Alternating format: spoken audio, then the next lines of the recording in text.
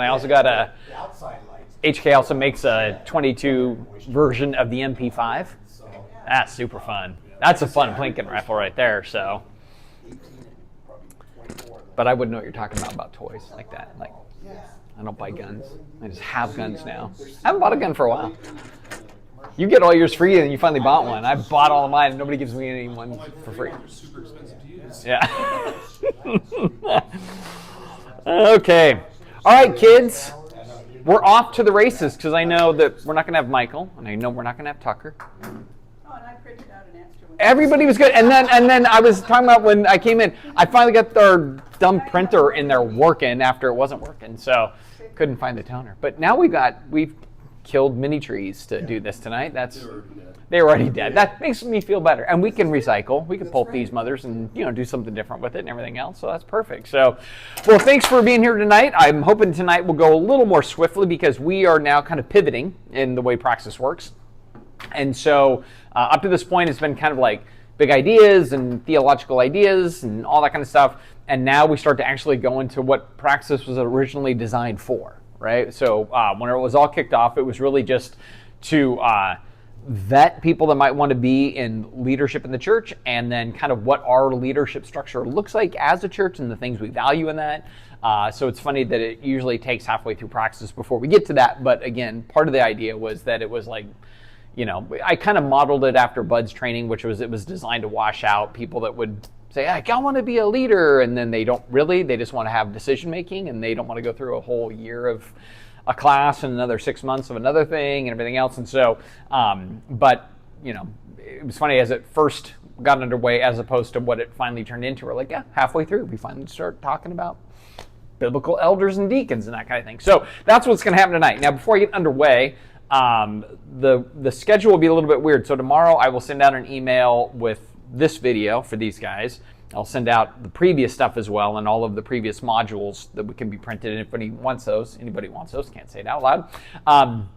But then also I'll send our schedule for the rest of Praxis, because you're going to get a little bit of a break here over the next couple of weeks because of the way the month falls. We got a 31st of March next month, or next Monday, and then the following Monday's an elder meeting.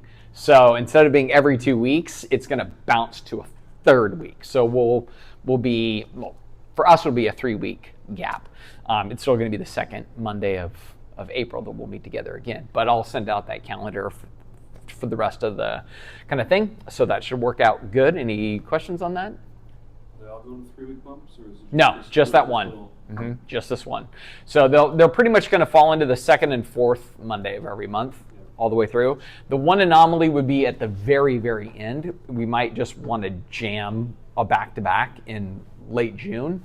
Otherwise, we have a final one July 7th, and who knows, once we start getting into those months, it's very touch and go. It's a little sketchy that way. So anyway, so that is the plan. So I'll get all that to you tomorrow, and then we should be good to go. That'd be cool. So, all right, I'll pray, and then we'll get after it. Jesus, I thank you for tonight, and just thank you for these people coming, just time after time after time, and spending the time to kind of talk and listen and learn, and we all process together. And so especially tonight as we start to go into really some of the things that probably make us tick a little bit more, why we do what we do, a little bit more is going to be in there too. And so just asking that we would appreciate what you put together and how we seek to learn from you and have wisdom for you when it comes to how we run the business of your church. And so continue to give us wisdom and guidance, and we thank you for your grace and love toward us in your good name. Amen.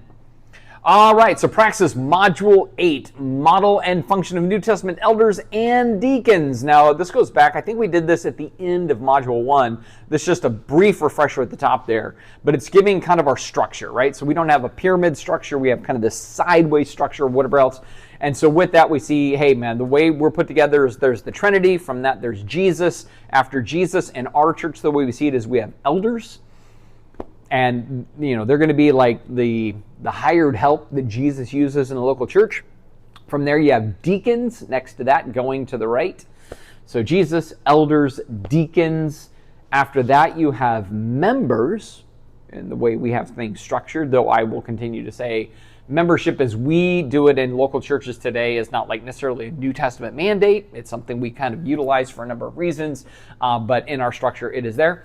After that, it's congregation and kind of our flow chart. So there's a lot of people at Redemption that do not choose to become members, but they serve and they give and they invest, but I think it's just a Pacific Northwest anti-establishment mentality. Sometimes they're like, I'm not going to be a member. I'm like, oh, okay, that's fine. We're fine with that. But I'll serve, I'll give, I'll do. All right, as long as you're involved, that's more important to us than anything else. So we have members and then congregation, and then last, the world. We just always wanted to make sure that in kind of our flow chart, we didn't lose sight of the fact that we're seeking to care for the world, love the world, reach the world, influence the world, and all of that. So we always wanted that just kind of in the vision of what we were doing, because that's the capstone of it. So even thinking about the world is a part of how we kind of construct things in the church. And so that's just kind of a reminder that that is our flow chart, that is our org chart, if you will, in that sense, and the things that we prioritize and care about. From that, we're going to go into the model of New Testament shepherding in the local church. Yes? Okay, in Jesus, elders, deacons, members, You and I both are tongue-tied tonight. I'm hoping I'm going to punch through within the first couple of minutes. So. Is there, at this church, is there any difference between a member and the congregation? Yes. A couple of things that would probably stand out is in the way that we're structured when, like, let's say somebody completes Praxis and they go, I'm going to be an elder.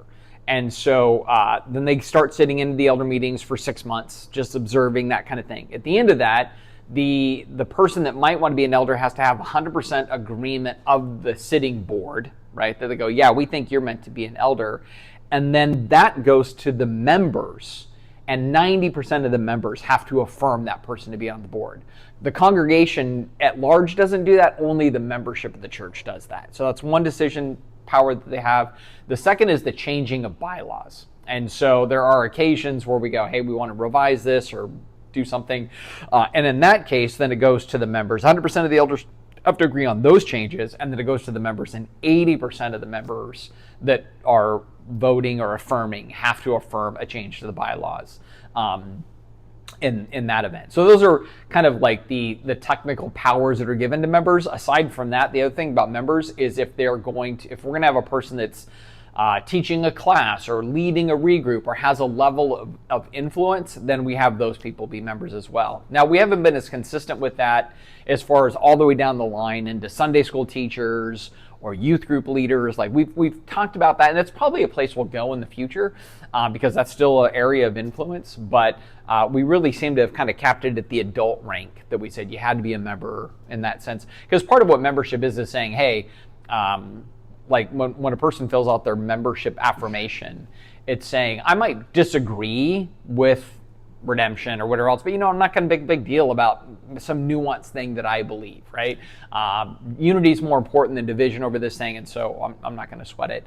But if there was something where, let's say, a regroup leader started really pushing in their group, like, hey, you're not saved unless you speak in tongues, and everybody in this group needs to speak in tongues to, really prove that they're saved, then we could be like, no, you're leaving the bounds of what we've agreed on and you agreed on originally, and we could hold them accountable for that because they kind of signed a membership clause. And then if somebody says, I want to be a regroup leader, but I don't want to be a member, then we'd be like, well, then you probably don't really want to be a regroup leader, because that's what we use to kind of guard the gate a little bit. And then you made a comment on if I wanted to be an elder. You don't seek out elders or deacons by watching them. You have some... Correct. Yeah. Well, it'll come up tonight, in fact. We'll actually touch base with a little bit as to why that is. There are rare... I think I've had a very idealistic vision of that based on a passage that we'll look at, where I was always like, maybe I was a purist, like, hey, man, I'm not asking anybody to take Praxis and consider it. That's on them for this passage we'll look at in 1 Timothy 3. In the last year and a half, I broke that rule one time and sat down with one person that I said, hey, I would just like to put this in your thinker. I'm not telling you to do it. I'm not giving a guarantee on the other end that it would happen if you sought it. But I said, I think you would be a really wonderful tone to our board, and just to think about it. Didn't do it. But I tried. That's just new to me, because yeah. The churches I've gone to, they approach you, not you approach them. Yeah. Because they're watching through the congregation. Yeah. Who's serving, who's doing. So, and so they're, in my experience. Yeah, and I think that's pretty common. Well, I think the two things that are common is, kind of, for no better term, like kind of headhunting leaders. Like, hey, you're doing stuff, you're invested, you would be really good for this. And some of that is related to that a lot of times the way church governance is put together is terms.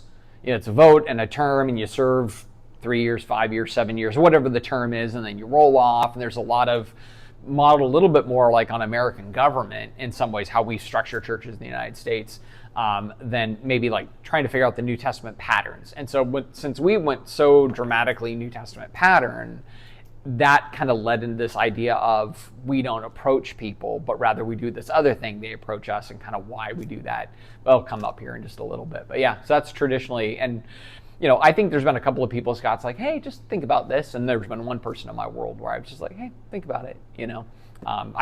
I do think they would be really wonderful to our board and that kind of thing. But they're like, no, I don't know if I feel led to that. And I'm like, that's part of what this is. You have to feel led to it. So yeah, but it's a good question The because. Holy Spirit is involved too, which is different. And we'll get into that. You're right. That's exactly right. It's kind of why this was the part, like I said, when we were in the denomination. This goes way back to Duval Church 17 years ago, and we were talking about, hey, if we got out, what would it look like if we left?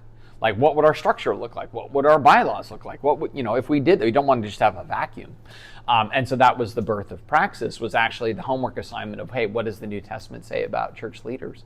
And it was really helpful for us. I think there's some things, like even what we're going to talk about tonight, I think there's some places where personally I'd say, like, I'd like to think about that more. There's some homework assignments I'm going to have for the elders in the next year, in fact, on some stuff that I think we need to think about. But this was like going from a very... like the structure that I stepped into that was part of the denomination really did not have a lot of consideration about what the New Testament says about church leadership. It was really like, it was born out of an era of, communism's bad, America's good, democracy's good, elections are good, like all that stuff of the 40s and 50s when the denomination was really born. And they just kind of grafted that into their bylaws. And so with that, you didn't have elders, you had a board of trustees, and you had a board of stewards, and you had a senior pastor. It was like a threefold model of government. The senior pastor had executive powers over any of the other two boards, but there was a checks and balances system to it. Trustees controlled the purse, like, just the House and the Senate. And then the stewards were kind of like the judiciary. And so it was all very wired under American government, and very dysfunctional because of that in a church context. It was just super weird. Like, again, there was way too much power given to the lead senior pastor in some ways. And then, but then there was other things that probably they should be able to do, they couldn't do. And so then there was always power structure problems, and just, it was a mess. And so, we literally, this module here and the next module we'll look at, that's the genesis of our homework assignment we were doing 16, 17 years ago. So and it was wild because people were like, what? I didn't even know. Like the qualifications to be a member of the board of stewards was you're 18, you're a member, and you've had a conversion experience.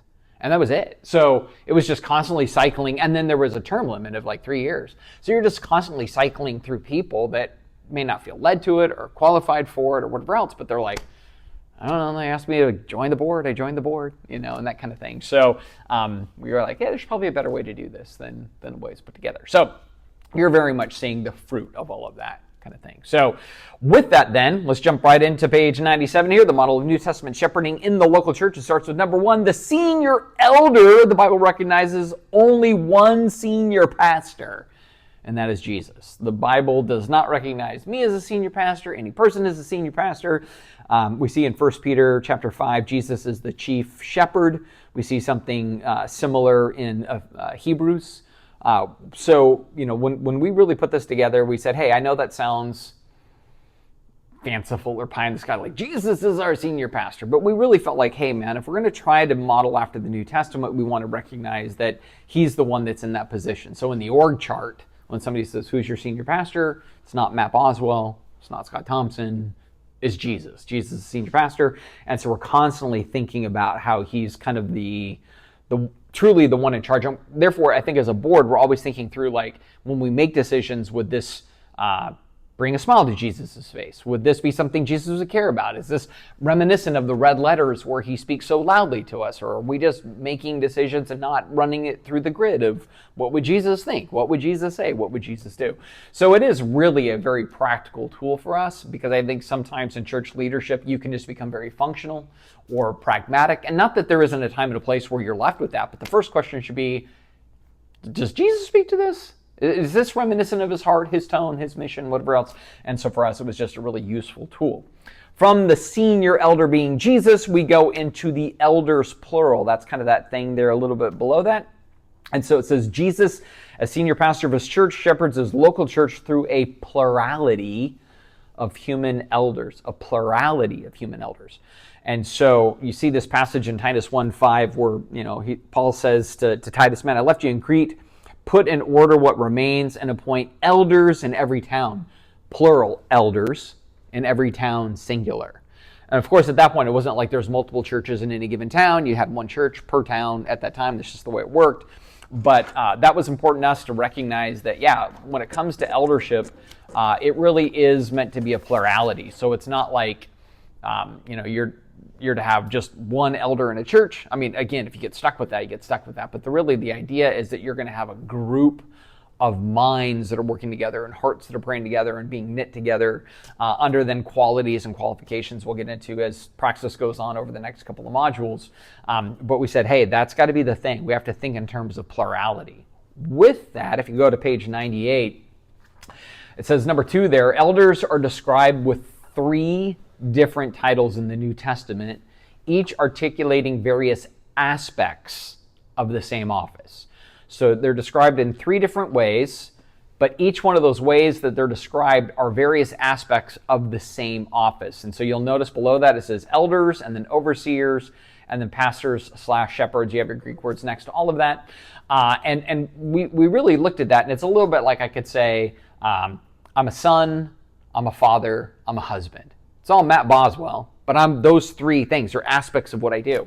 So in the same thing here, we said for elders, you can use a blank line if you want next to it, but elders are really about kind of the spiritual maturity. I mean, even the idea of an elder just literally means gray-haired, right? And it's a catch-all for just seasoned in some ways. Clearly, I'm not gray-haired, I'm no-haired, but it still has that symbolism of, like, you want somebody that's had some time walking with Jesus, had some time doing life to some degree, had some time to make mistakes. No, honestly, to gain some wisdom. And not that, the youngest elder we've ever had was probably Sterling at the time, and Eric Hope. Those are a couple of guys who were pretty young, but they had a unique wisdom and maturity about them, kind of ahead of their years, I think it's super insane that I was an elder at 24 in a church. Like, what? I knew nothing. But I was surrounded by other elders in a model exactly like what we do here as a church. And I was surrounded by other elders that kind of knew, like, hey, he's wet behind the ears. He's ahead of his age in some ways. He's going to be immature in other ways, and then we can kind of come alongside him and polish off the rough edges, and they were very gracious with me and that kind of thing. And so they helped mature me even in an accelerated way because they did that with me. But really, generally, it just means spiritual maturity. An overseer is really about kind of leadership organizationally. Not that it's like a big org chart thing, but that they're kind of seeing the whole of the church. It's not just like siloed to one area and that's all they care about, but we said, no, there has to be this sense of a bigger picture. And one of the things I love here is like the way we put together our budget, for example. Like when I came into Duval Church 17 years ago, every ministry had a budget. Every budget was super protected by the silo of that ministry. If they didn't spend their budget, then they lost whatever they didn't spend. So everybody spent to the end of the budget. It was the dumbest thing. It's the dumbest thing. So dumb, right? And so I'm like, no, we're going to treat it like a family budget. And here's the way we're going to look at it. If you don't need your money and somebody else needs your money, you're going to give them your money. So that's how we're going to do this here, kind of thing. And it worked out really great. And so now even to this day, like we set a budget every year, and yet nobody in the team that oversees their individual budgets looks and goes, this is my budget, and that's your budget, and you can't touch my budget. It just doesn't work like that. It's really like Trent cares about what's happening in youth, even though he's worship, and I care about what's going on in children's, even though I focus on adult teaching, and that's the heart of the way it really works. And so this value is pretty important to us. And then third, under the pastor/shepherd thing, that's just really about care and protection. Again, a shepherd is by design looking out for sheep, both in a protecting way and also in an investing and caring way.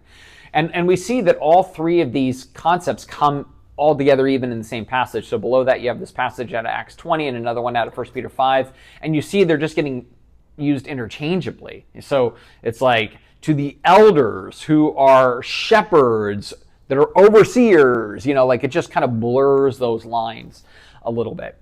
And so we just really thought that was important to understand, that when somebody's coming into that position, they see themselves in all three roles. And so for us, even though we're going to have, as we're going to see here in number 3, we're going to have financially supported elders, and then we're going to have volunteer elders. Even the volunteer elders still have to think like, I'm a pastor, I'm a shepherd, I'm an overseer, I'm an investor. It's not just like, oh, they're the paid ones, they do it all, and we're just an advisory board. Like, we want there to be a deeper ownership. So with that, number 3, plural eldership can be a mix of paid, and you can either put lay or volunteer pastors. So Steve Westerside is a lay pastor.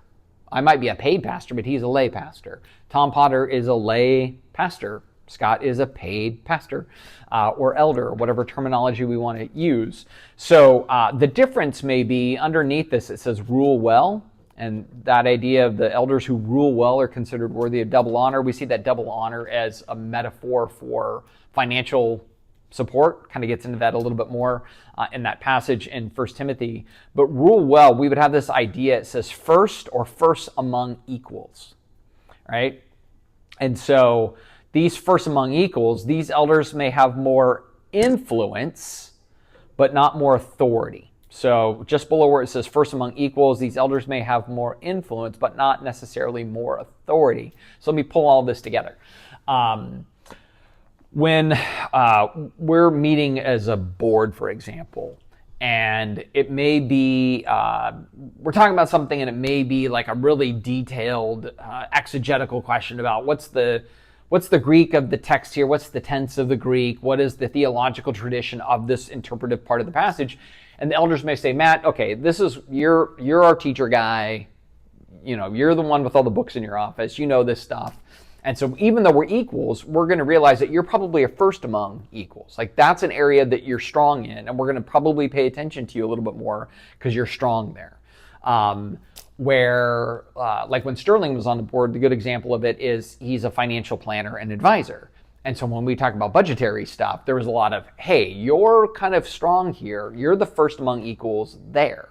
We may kind of take your lead a little bit. We may lean into your specialty more than other people at times, just because that's your specialty and that kind of thing. Scott is he's an organizational and recruitment guru. Like, he's just awesome at that. And we'll tend to kind of sit and go, we're going to pay attention to him more when he's talking about some of those things. And so in that sense, while it is truly an equal board, I don't have more authority than Steve or Tom or Scott or Trent. Like, I don't have more authority, but I can have more influence based on certain skill sets, right? Yeah. And so, or even maybe at times they realize like, hey, Matt, you're going to take the brunt of that too. So we realize like, if you really believe in this, you're also going to pay for it. We get it. So we'll back you because you're really, It's your fault, isn't it? yeah, exactly. Or you're really excited about that thing. Or there was something this week where there was an outside group that wanted to use the building, and I was like 90% of the way there, and then there was this one part, and I'm just like, we work pretty hard on disrupting stereotypes in this community, and that would reaffirm a stereotype we don't want. And I'm like, since I have a passion to disrupt stereotypes, like, I was like, nope, I can't say yes to that. I got to say no to that. I was like, okay. But they kind of got it because they understand where my passion is, and they're like, yeah, it makes sense. That's probably why Matt thought that was probably not the healthiest way to have us be seen maybe within our community and that kind of thing. And so there is just kind of this reality. Talking stereotypes, you're talking about non-Christian? No, even sometimes Christian stereotypes. There's going to be certain things where, so basically what it was is a political group wanted to use our building, which is no big deal. Hey man, Republican, Democrat, they can use the building. They wanted to bring in a speaker to that is a part of a lobbyist group. And the lobbyist group is not always well loved by half the population because of what lobbyists do. And so in that sense, I'm like, hey man, let that political group use our building, but bringing in a keynote speaker that's a lobbyist that puts a bad taste in some of the people we're trying to reach his mouth. People that are going to be disgruntled. Right, and we go, that's not a battle worth, and because I'm so much about, when I put a lot of investment into spending time with not only disbelieving people, but what I actually find is disenfranchised because they had been in the church and something bad happened, or they got turned off by something. And they have a stereotype. All of you are like this. And so one of the missions we've had as a church from day one is this phrase of disrupting stereotypes. We're not all like what you think. And I felt like this group coming in with that thing would just be, people would be like, oh, Redemption Church, they're just like what we think. Right? It's like, no, they're not even affiliated with us. We didn't bring them in. It's not our speaker. But we thought, you know what? It's pretty tough to unwind that when it gets out there, And so it was just like, no, And again, I think because I'm super sensitive to that in particular, that if I had not been in the mix, there's a good chance that it would have been like, oh yeah, just let them use the building, right, kind of thing. But I think sometimes I'm like, well, I'm kind of the chief spokesman behind some of these ideas, and so I'm going to go ahead and say, I'm not comfortable with that. Now, if you guys think I'm in the wrong, great. And the elder will be like, no, makes sense. You're more passionate about it than us, and so it makes sense too. It takes some courage, though, to stand up and state that. Yeah, because I want to really let our building be used in a lot of different things, and so I had to be like, or let's come up with a policy that says we openly let anybody use the building, and we're not endorsing anything from any outside group that uses the building, as long as that's clearly stated and we're clearly equal to that, great. If not, I feel like we're looking for trouble that we say yes to this but no to that, and pretty soon it's like, well, we're going to get branded in ways that we don't want to be branded anyway. So I think that's just an example where, again, the first among equals sometimes play out. If let's just say you got 3 elders, 2 of them say, yeah, no problem, do it, but you say, no, I don't feel comfortable. Doesn't happen. Doesn't happen. Mm-hmm. Yep. Or it gets punted. Like we'll say, like on this, it was like time urgent. And so all the more is like, well, we're not going to have time to think, pray, and hang out. And it wasn't that big a deal because it wasn't really affecting us as a church, but it could negatively affect us as a church. I was just trying to see is it 100% amongst all 3 of you? Mm-hmm. Even if 2 of them is 100% and you're 90%, but you just don't feel comfortable. Yep. It doesn't happen. Exactly. And a lot of times what happens there is it gets delayed. In other words, it's a no now, but let's keep talking, praying, thinking, which makes decision-making slower. No. Right, exactly. It's no for then, or we're not going to move forward on a thing until we're in 100% agreement. Yeah. Or prayer, or discussion. Yep. 100%. And there's been things that's taken well over a year. Like, honestly, like, sincerely. And it's like, and I find it to be really healthy. And I think I've shared this before. There's been times where there was 1 no and 5 yeses, and the 1 no holds their ground and sways the 5 yeses all to no's. So it's not like this, like a, the majority versus the minority. Yeah, 100%. Yes. That's exactly what it is. And it's been great because there's been, even times where I'm just like, oh yeah, we should do that. And then somebody's like, well, what about this? I'm like, oh, I didn't think about that. I still say yes, but I don't know. So it's cool to see how those can play out in ways that you don't anticipate always. Because I think the assumption is always like, well, the poor no was finally going to get tired and just give in, and it's like, no. Oftentimes that's not what happens. Yeah, yeah. If he's truly extending the Holy Spirit's guidance, it comes down to conviction. Yeah, 100%. And what's cool too is like, in the next module, we'll get into the characteristics of an elder and a deacon and stuff like that, like the qualities that are listed in 1 Timothy and Titus. And so by the time they've gone through all this and they've worked that through, when they enter into this place, there's not a lot of like, hell no, I'm a no, It's really like, even when there's an impediment or a stop, it's gracious. Nobody's trying to be difficult. It's not like I'm just like, no way, I've got my arms crossed and I'm going to fight you guys or whatever else. And there's nuances to that. Like, there's been times and decisions where there's been different ones of us that have just recused ourselves to go like, I don't know, but I trust you guys. And so I'm a yes because I trust you, not because I'm certain, but I don't think it's a hill to die on. I don't have a good reason to want to not. And so I'm just trusting you. And I think that's a part of healthy eldership also, is to say like, I love you guys, I trust you, I think you have our best interest at heart, and I'm gonna go with you on this one basically, because I think I trust your vision for something that I don't always maybe see, and there was one occasion in the last 12 months where I wasn't a no and I wasn't a yes. I was too close to some of it and a little too, I kept just pushing, and I was exacerbating my fellow elders. I was just like stuck, and this and this, and I just kept nudging it from all these angles, and I could tell like I'm frustrating my brothers around this table, and it's not going to end well if I keep just needling this thing for silly reasons. And so I'm like, you know what? Whatever y'all decide, I'm with, and I'm going to back it. I'm going to back it, because I know that I'm a little stuck and I'm probably not rightly stuck. So I'm going to put it on my shoulders. It's probably not being right in my stuckness. But it was really freeing just to be like, okay, I trust you guys. And it was like, okay, it took it off my plate. Like I stopped needling. Maybe I just needed to do that. Like the Holy Spirit's like, dude, I just need you to basically cry uncle, let them have some charge here, and you'll be fine. And I was like, oh, it's kind of nice. So, yeah. There's such a dynamic in there. So, well, then let's go on to number 4 here. So the ideal pattern modeled in the New Testament is that elders make decisions unanimously, right? So to this point, and that's where you mentioned the one spirit and one mind, that's there in Philippians 1:27, and really does mean that for us it's 100% agreement, and there's never been a time that's not been the case. Sometimes that comes slow. So, we talked about the circumstance we went through with an elder stepping off, and then what we were going to do about the divisiveness that had been happening with he and his wife and everything else. And I was the last elder to make the decision to kind of set a boundary with them. And by boundary, it was just like, hey, you guys can't be on the campus anymore. You can always come and reconcile with the elders, but we can't just keep having all this division and chaos in the background and people getting confused or hurt or frustrated or whatever else. There's some elders that would have probably made that decision 4 to 5 weeks sooner.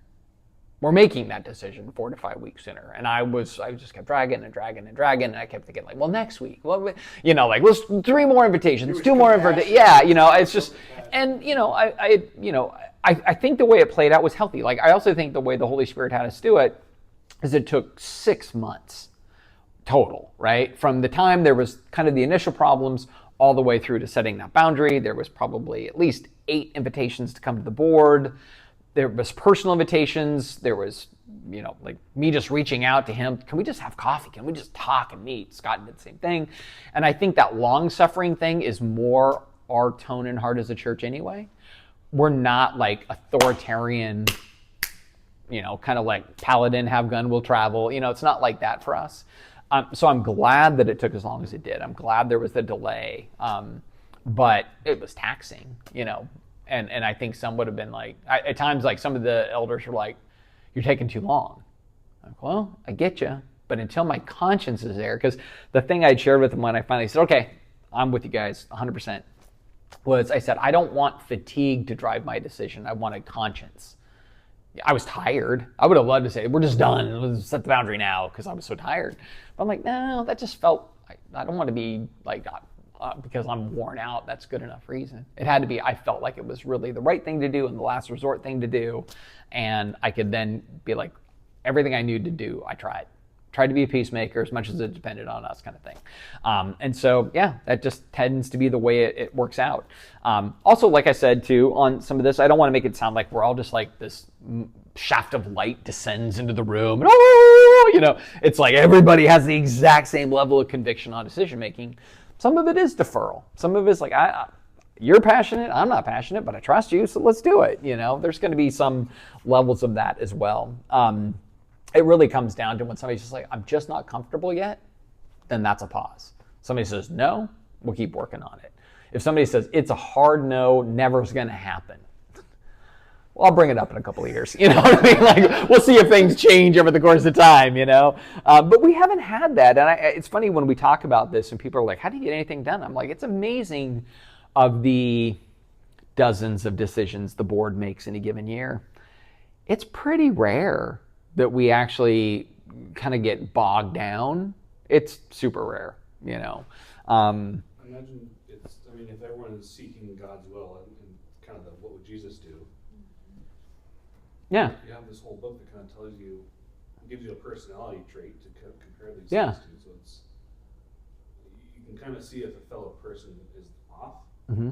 in life in general, Yeah. or with their walk, depending on how they come up with those things. Yeah. No, it's really true. Yeah. Yeah, because when I think about like the quality traits we'll go through in the next module, like, you know, one of the ones that always stands out is not pugnacious, which I love the word pugnacious.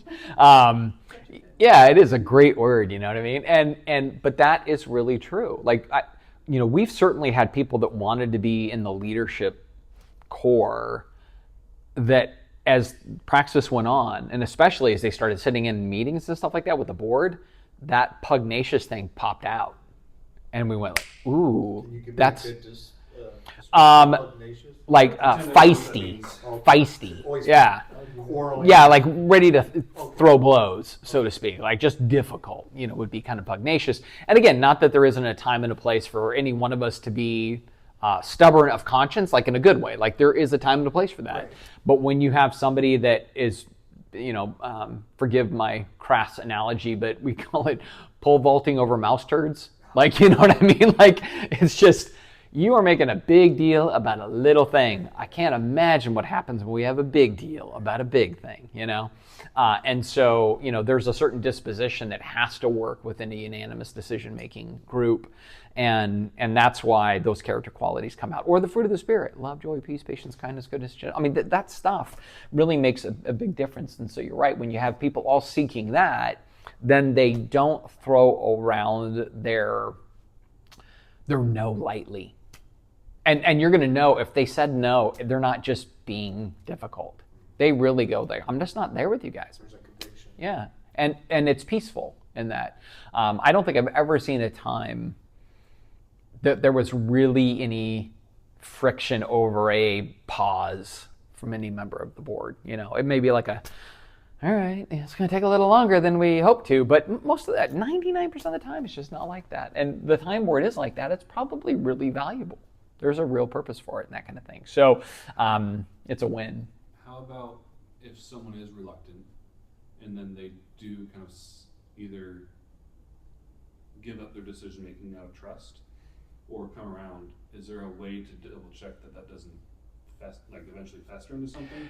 Yeah, we've had one instance of it, and that's why they're not here. Like, oddly enough, it's the only occurrence we've ever had. It seems for the most part, outside of that example of it, people are always like, hey, if I deferred, I deferred, and I'm comfortable with that. And we've just never had a problem with it. On that instance, a decision was made.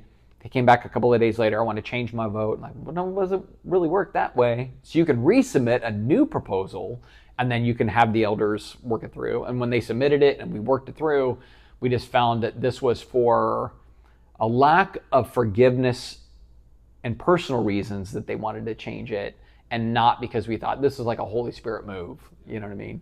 And so we said, we're going to stay with the plan that you said yes on the first time because there was nothing else to change this. And yet from that, it became clear that they were not going to be pulling in the same direction as the rest of the elders on that decision.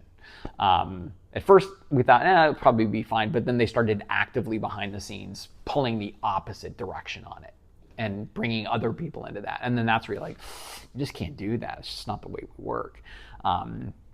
But at the core of that problem then was ultimately a relational problem. More than a decision-making problem, there's a relational problem. And that's the way I think when you go, like, if it festers, you have to come back around to it really at that level of relationship and mutual trust more than it really is about decision-making policies and that kind of thing. And that's where it finally got to. We're like, hey, there's broken trust at this table because of this. And how do we get back to that? And once we couldn't get back to that, then we knew it was just really detrimental all the way around. It was definitely, like I said yesterday, one of the 4 worst seasons in pastoral life for me. Yeah, and it was because it was inside, which we'll get into a little bit too. Most of the time, your threats are external or cultural or whatever else. When they're inside, it's kind of the worst kind. So, and when it's people you love, you want to just shake them and be like, you know better, I know you know better, kind of thing. So, yeah, for sure. And maybe that's the challenging part too. I've been in one of the other of the 4. I said it was one in Spokane. It was when we merged 2 churches, and I was I don't know. I was just the mergee, So the church I'd been teaching pastor in merged with the church that didn't have a teaching pastor and had gone through a split and that kind of thing. And we ended up having an elder that used his authority abusively, to where it was like he would just hold the board hostage until his wife got what she wanted for her ministry things. You know what I mean? Like just bluntly so. Like, because she was also the bookkeeper and then ran our Awana program. And so he's like, I told my wife not to pay any of you on staff until you give her what she wants for Awana. Wow. Yeah, like that. That's healthy. No, dude, it was chaos, man. It was chaos. And so she also stopped paying the bills until we would do whatever she wanted us to do for our Awana program. Wow. So I went to our one of our deacons that handles the facility and stuff, and I said, just use the benevolent fund that you're over to pay the bills over the building that you're over, and do that. So he does it, and then the next day that elder calls me. He's like, I'm bringing you up on charges of misappropriation of funds. I'm like, for what? He's like, because you told the deacon to use the benevolence fund to pay the bills for the church that I told my wife to freeze paying until you gave her what she wanted for Awana. I'm like, are we crazy or what? So my misappropriation of funds. Oh no, it was crazy sauce, man. Because they when they'd gone through their split. So he had been an elder, and then she had been a major leader in the church. Every other elder and every other ministry leader resigned and left because of those 2, the husband and wife. They drove everybody out in that split, and they're just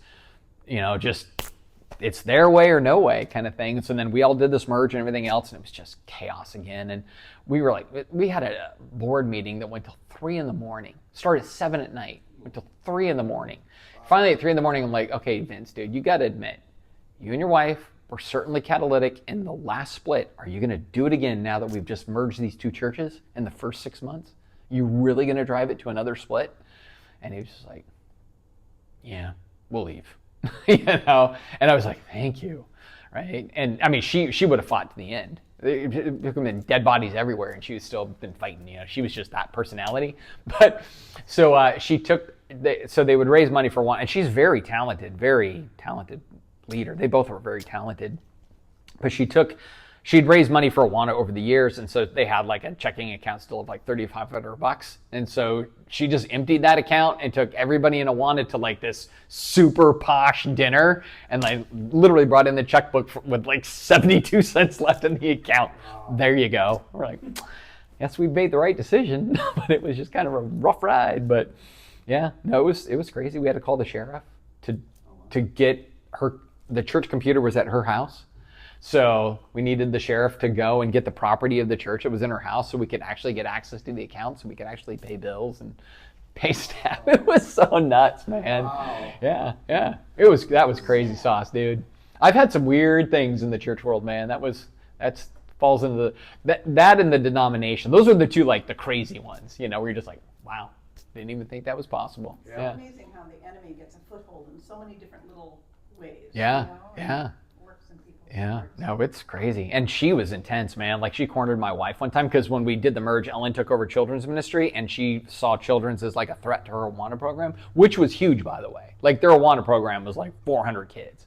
Like, anything that woman would touch turns to gold. It's kind of her thing. But it's all just professionalism and grit. Like, it's not like, oh, you got this tender fruit of the spirit thing. It's very intense. She's a coach. She's like 6'2", her stature is just overwhelming even. And she cornered Ellen in her office, was just laying into her about the kids ministry stuff. Ellen's like, I've never had that in my life in a church. So yeah. Not much fruit. No, not at all. I think he certainly was more. I mean, I think she was just everything is about winning, no matter what it is. Where I liked Vince, like if I could separate him out from adjacent to that kind of intensity, he was a cool dude. But I remember within like 4 weeks, he goes, I really like you, Matt. He goes, but I certainly hope we never lock horns because you'll lose. I'm like, okay, man. Is he 6'2" also? He's 6'4". They were a power couple. Like honestly, both attractive, articulate, driven. He was worked in the oil industry. She opened businesses, and just they tick off. I mean, that's what they were. They were just that skilled. Yeah, I still have to suck my thumb at night sometimes thinking about that. So anyway, yeah, it was a challenging time. So anyway, so we're moving super slow. So those are kind of the plural traits of eldership, and certainly the ones that we have adopted here at Redemption Church. From that, we're going to go into the elder singular. Like now we're talking about the individual, like the traits or qualities or things. And this gets into that first one. An elder must be drawn to eldership. So that's that 1 Timothy 3:1. This is saying is trustworthy. If anyone aspires to the office of an overseer, he desires a noble task. That idea of aspires there is like to stretch, to long for, to strain for. Like there's this thing in them that's like, I want that kind of thing. And then with that, it's funny, that word desire, it's actually the same word that Jesus uses this week in Matthew 5 for, it was told to you, do not commit adultery, but I say even if you lust for a person, same word here as there. So it's a word that can have a lot of bandwidth to it. So passion, want, crave, that kind of thing could be good or bad depending on the context. And so when we put things together, we like, hey man, this has to be somebody that says, I'm looking for this, I want this, I'm passionate about this. And then we measure out, is it a healthy kind or is it just ambition? You know what I mean? Which is why then Praxis is so long, and then the sit on the board and hang out with this is so long. It's meant to really test, like if you really care about this and you really feel like the Holy Spirit's generating this, you're going to be okay with the length of this. And part of that was born out of early on when I came to Duval Church and they had the cycling of leaders and stuff. There was, in the first year, there was a couple of people, they're like, I don't like what you're doing, so I'm going to go ahead and run for the board. Well, that's not helpful. You know what I mean? Like, and because it was like, hey, if you're 18 and you're a member and you have a conversion experience, you can get on the ballot, kind of thing. It was, you were always going to be just whatever the flavor of the day was person that wanted to, or they wanted to push something too. We had one guy that wanted to be on the board just so he could push the live nativity Christmas pageant. We're like, well, that thing costs like $25,000 and we're broke. Well, we can find it somewhere. No, we can't. You know what I mean? Well, I'm going to get on the board and make sure we get them. No, you're not. I don't know what to tell you. So anyway, so from that, we just said, no, it has to be a person that has a sense of Holy Spirit drive to that. With that, top of page 99, number 2, an elder must be gifted in eldership. And so this is kind of seen here in Ephesians and in Acts 20 as well. It's that, either Jesus or the Spirit gives these as gifts to the church. Or like that passage in Acts 20:28, the Holy Spirit has made you overseers. So, for us, it was a whole lot less an office and it's more a gift. Which is why then for us, people serve for life unless they take a break or they step off or whatever it is. Because we wouldn't say, and that's why we don't have terms. Because we wouldn't say, oh, you have the gift of giving. You get a 3-year term. And then you turn off your gift giving for a year, and then you pick it back up. Like no other gift will we put a term on. And so in the same way, we said, hey, in this sense, these are gifts given to the church. We didn't make an elder. We don't build elders here. We recognize who the Holy Spirit is raising up. It's kind of what we're doing. That's kind of what Praxis is. It's a vetting concept in that sense. And so, for us, it was always just really clear that, again, at the end of Praxis, somebody didn't start off as not an elder, now they're an elder. It's either the Holy Spirit set them apart to be that, and we've tried to then discern that, or, our hands are up in the air after that. Like, because I think some people are like, oh, you can train people to be elders. No, what we can do is we can share our heart for what elders are here. And then if somebody says, I merge with that, cool. And I bring that up apart because one of the things that I would say is that there may be individuals that would be really great board members in one kind of church and not in another kind of church. So it's not as simple as like, I have the gift of eldering and you can put me in an Anglican church, you can put me in an Episcopal church, you can put me in a charismatic church, I can be an elder in all those environments. No, sometimes it's also about the Holy Spirit saying, you're fit for this place and time with this group, and it may not be the same as that group.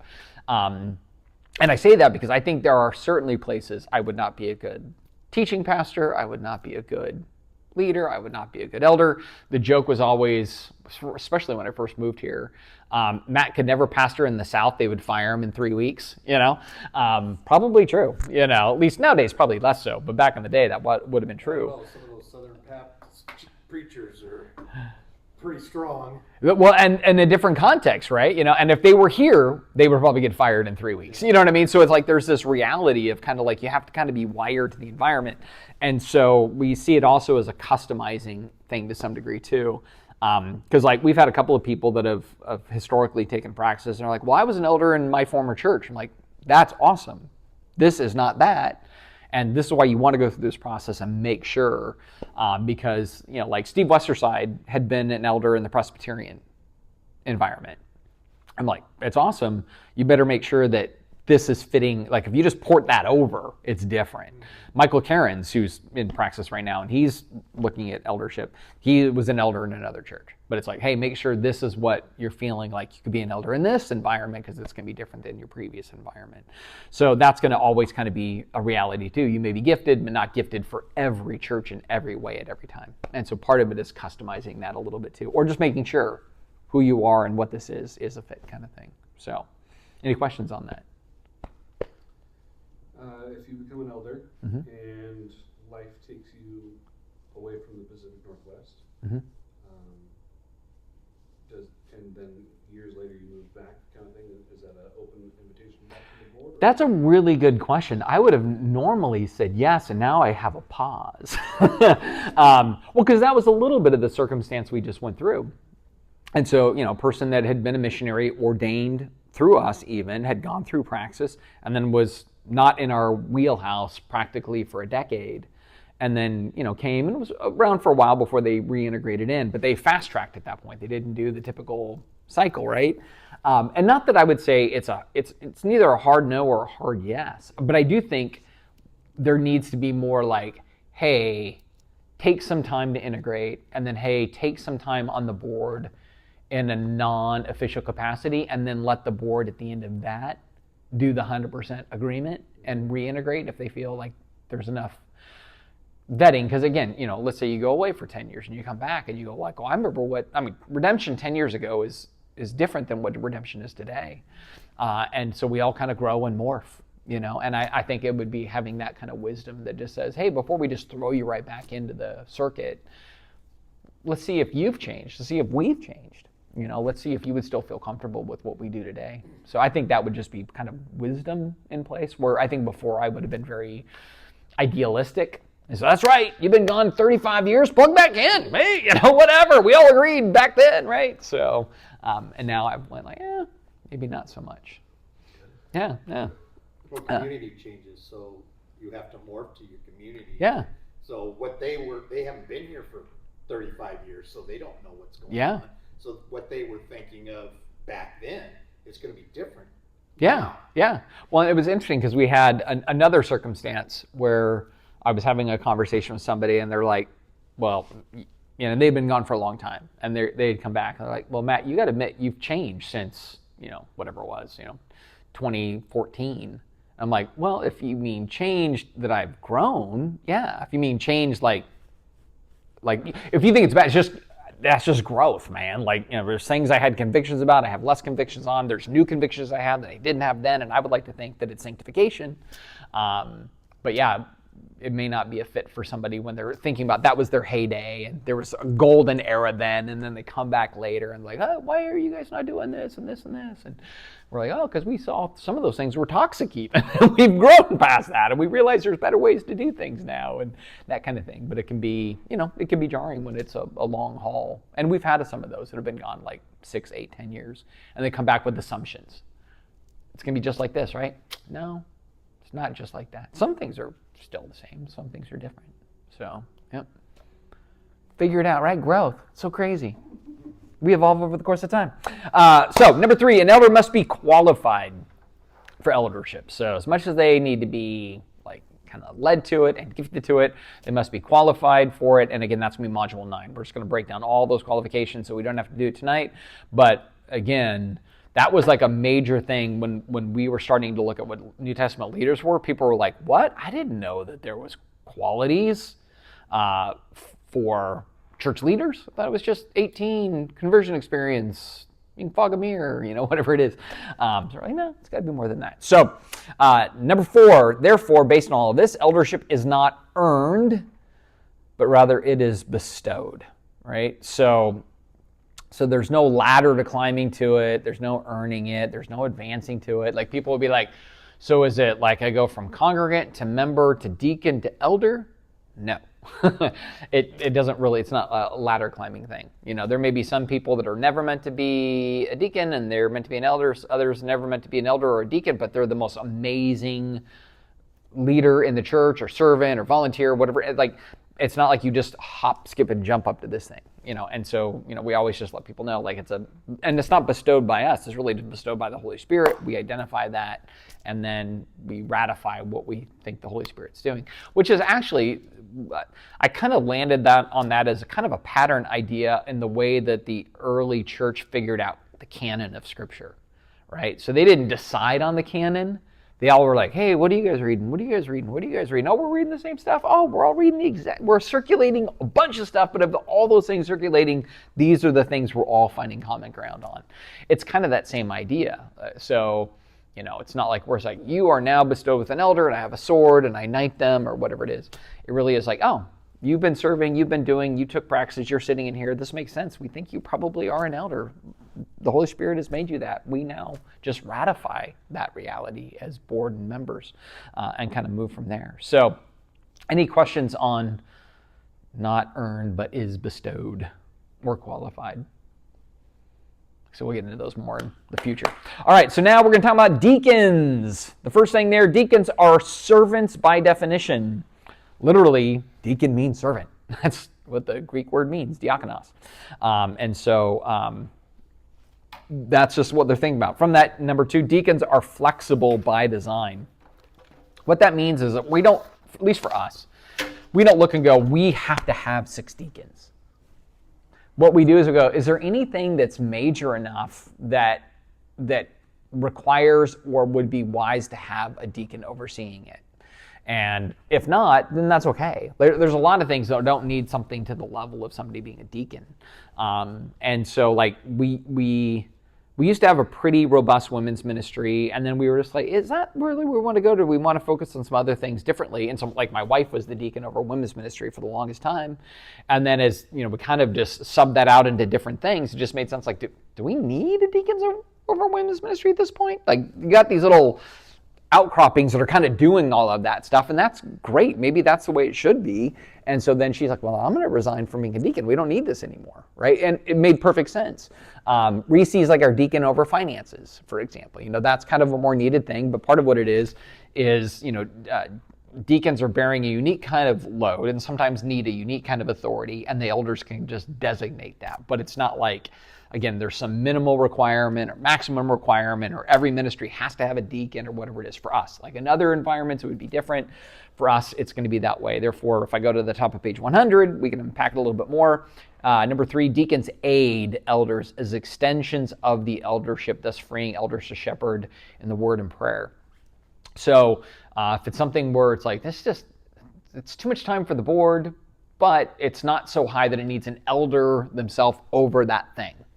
Great, let's set up somebody to be an aid in that way. I would say over the course of time, the deacon side has shrunk. Like we had more deacons over like hospitality and outreach and things like that. And we've just kind of now scaled it. You know, even Dana technically should be a deacon. Matter of fact, she was going to take this Praxis. She's like done Praxis 3 times, I think. You know, like part of it, and then life got crazy, and then another part, and life got crazy.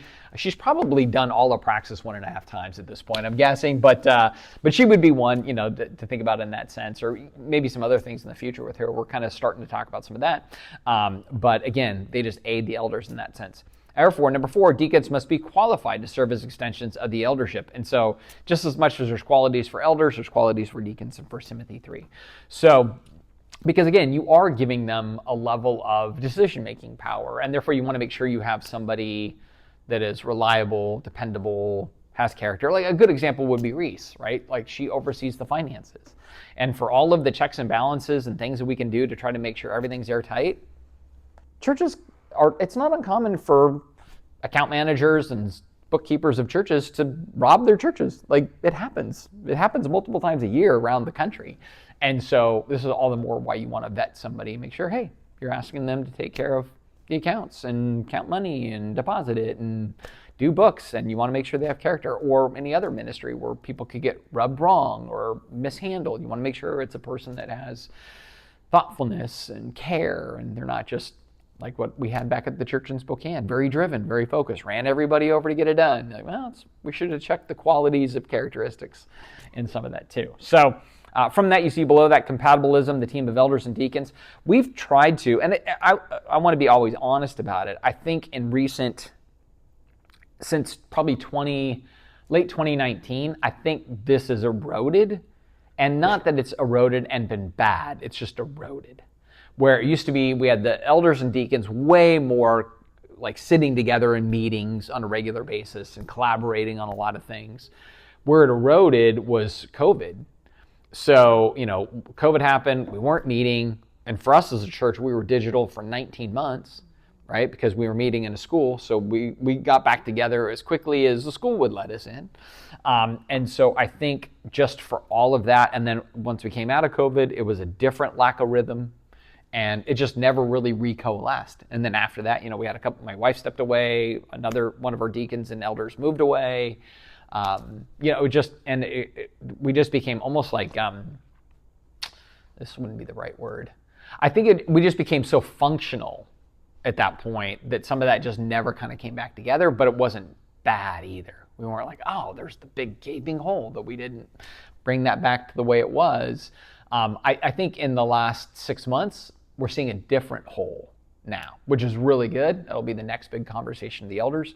There were some things that kind of came out of the last 6 months. We're like, oh yeah, maybe that's the weak spot. But it was less about elders and deacons being together. It had a different thing. The deacons, and correct me if this is not right, but it seems like they're more like administrators of what comes from the eldership, and they administrate certain areas of functioning. In Yeah, church. that's exactly But right. they don't have to do the job all by themselves. Correct. They can go out and 100%. volunteers and- Yeah. okay. 100%. You're putting it better than I'm putting it here. I think maybe we should incorporate that, because that's really what it was. And therefore, you know, part of it is like there's no hard, fast rule that when a ministry gets this big, then it needs a deacon, or it was just, I think it really comes down to the needs of any given church and what the leadership identifies as a need for kind of an elevated role over a thing. And then they really are administrators and kind of recruiters and then delegators. Like they're doing all of that, right? And they also kind of easy to use an elder as a deacon, and he kind Sometimes. of takes over that role. Yeah, sometimes that's exactly what happens. You know, we've had that before too. So, you know, I think there's a certain, I think we probably don't get as buried, at least here, in, oh, elders don't do that, and only deacons do that. I think you're right. I think sometimes we've had elders do deacony things. I think Scott does a lot of deacony things. And because of our size and scale, he's not like, this is so much, we really need a deacon. But if it gets to be so much, then we would be like, hey, then we need a deacon for that. That is too big. But we're probably at a right scale that just doesn't require a lot of that. And because culture's changed. I mean, part of it too, in the New Testament time, part of what I'm going to call the proto-deacon came early in the book of Acts when it was like, well, who's taking care of the widows over there? And like, well, let's get deacons because the elders are too busy with preaching and prayer and teaching the word. And so we need these other people to be, but that was because like to handle widows in that environment was time demanding, was energy demanding, was money demanding. Where in our modern world, there's not quite the same level of demands for somebody to be allocated to those things. It's just a different set of resources in our culture. So may not need deacons in the same way they needed them even in the early church. So it is really kind of when there's a need, elevate that person and then make sure they have the character to have that level of elevation of administration and recruitment and delegation. So, which we really just haven't been in the place for the last couple of years of saying, oh, yeah, there's the hole. We need that one filled kind of thing. So it's worked out okay. Any questions on that? Cool. So the function of New Testament elders in the local church. Number one, their job is to discern through word, prayer, fasting, and reasoning together where Jesus, the senior pastor, is leading. So again, I would say first and foremost, elders are followers really more than they're leaders, right? So when we come together, we always open our time in prayer. Everybody prays. And then what we're trying to do when we're decision making or when we're stuck in a decision is to discern what does Jesus want us to do. So in that sense, we're really trying to look at this from the perspective, not like, oh, we're all clairvoyant and super smart. We're just going to use our business hats and make decisions. But we're trying to figure out, hey, is there a place that Jesus wants us to go and that we need to pay attention to? And that from week one of starting Redemption, we had that idea of this is his church. He's opening it. If he wants to one day close it, it's his to close. And between those points, our job is just to try to listen to what he wants us to do, and try to do that collectively. So that's kind of the heart behind that. So that's the first thing we do. Top of the page or middle-ish of page 101, the second thing, elders pray and promote the word. So those are functions, right? So we're to be listeners first, but our function is to do those things. And again, we get this a little bit from Acts chapter 6 when we were just talking about what I would call the proto-deacons, where they're like, hey man, the Hellenistic Jews and the native Hebrews, there's all this stuff, and like, we need some people to serve, so the elders, in that case the apostles, can focus on prayer and the word, and we kind of just grafted that into eldership a little bit. Not that elders are apostles, but that same spirit of, hey, we need to be devoted to the prayer and ministry of the word, so if it gets too heavy and the elders need more help, that's why we would look to deacons. But if we don't need it, that's great, but make sure we protect our responsibilities and you don't let that get sacrificed for the sake of doing what things maybe deacons could do. So the third thing that elders are to do is to display faith and faithfulness. Faith and faithfulness. Faith is objective, faithfulness is subjective, right? So in this context, what we mean here. So we're to display sound doctrine, sound teaching. Paul told Timothy, watch your life and doctrine closely. So faith would be like watching your doctrine closely, but faithfulness would be like watching your life closely, right? Watching your practice closely. And so elders have to do both, right? We have to care about both things simultaneously, and it's not like, I'm all about the Bible at the cost of any real practice, or I'm all about practice at the cost of knowing what the heck the Bible's talking about. Like, we realize that both of those things just have to be equally important. So, number 4, top of page 102, they are to model marriage and family. And I should add to this, I should change this. I should say they're to model marriage and family provided that they have a spouse and kids. Because there's going to be single elders. Paul was single, Jesus was single. Some are not going to have families in the way that we understand that or wherever else, but for those who do, they model that. I would add, if they're single, they model Christ-centered singleness, right? But no matter what, they can't just go like, I'm a leader, a teacher, and a decider. No, chiefly we're an example, and aside from the stuff here on 1 Timothy, that's kind of the big deal that Peter makes in 1 Peter 5. Like, it's not just like, hey, you're given authority. No, you're given the responsibility of demonstrating a healthy life and let others use your life as a teachable moment all the time. When you say healthy life, healthy model of a marriage and a family, what about somebody that's been divorced and remarried 3 or 4 times? That's probably not a healthy track record. So, but you know what we've tended to do on that, we used to be a little bit more rigid. I think we've come to a little bit more grace on some of that to go, we need to hear the story. And an example of that is one of the finest pastors I have ever worked alongside of. Like, this guy was a stud.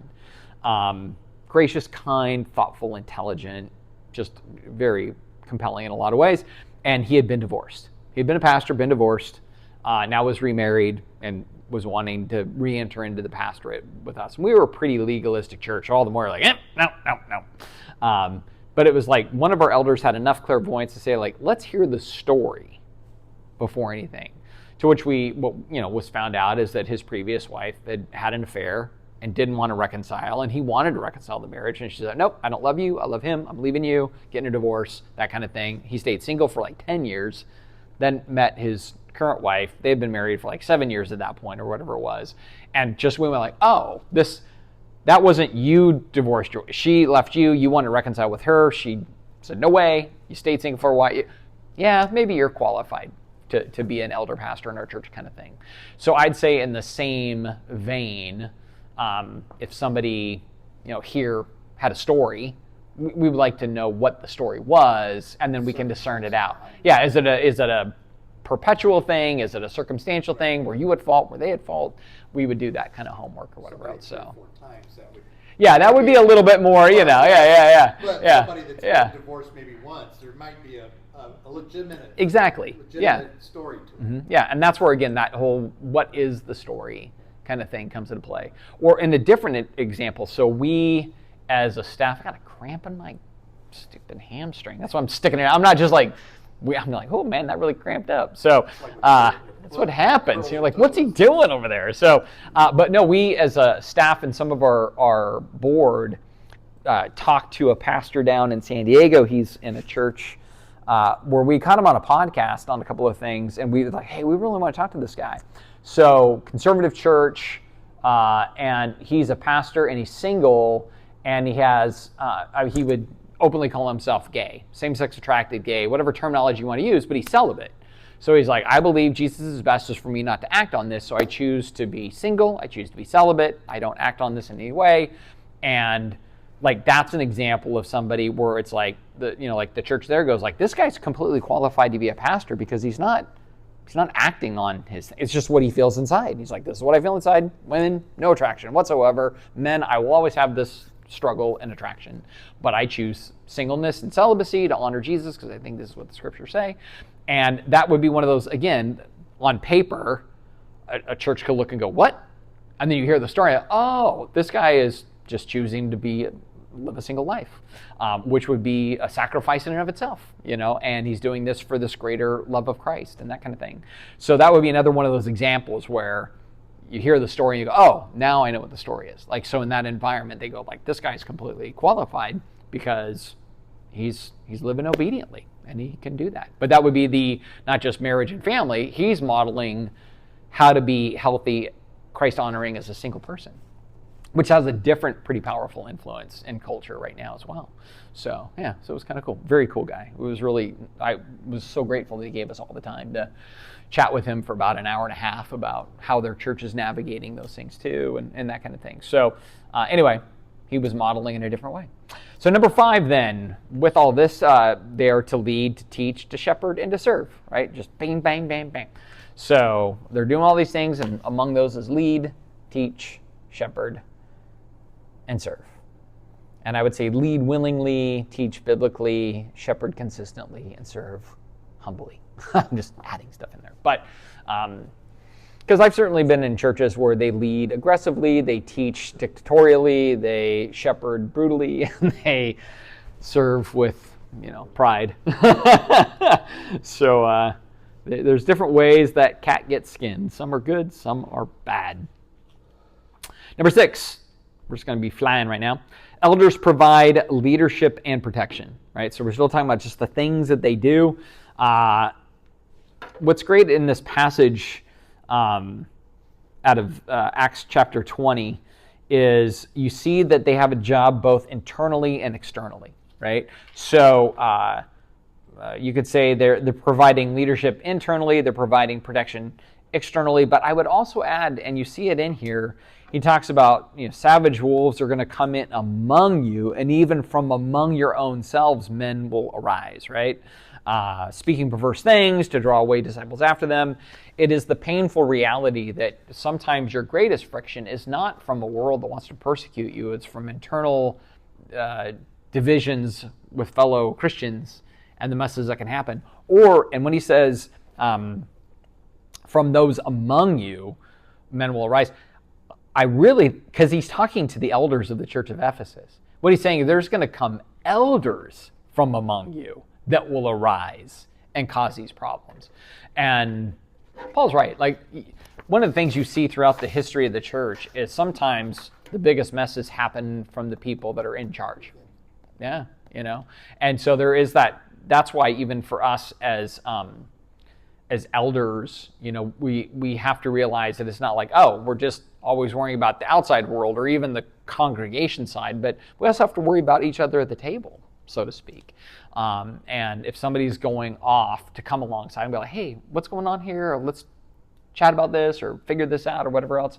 And so all of that counts. And so if you go to the top of page 103, these are just going to kind of bang out quickly. But it's just kind of slowly unpacking what Paul put there as far as like what Paul was saying to them, and Luke wrote about being on guard and watching the church.